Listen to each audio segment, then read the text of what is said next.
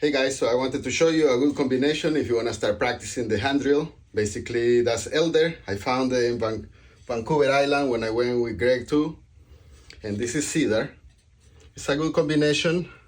Right now in winter, you can recognize it by the lenticels since there are no leaves. But this will be an easy set to get started.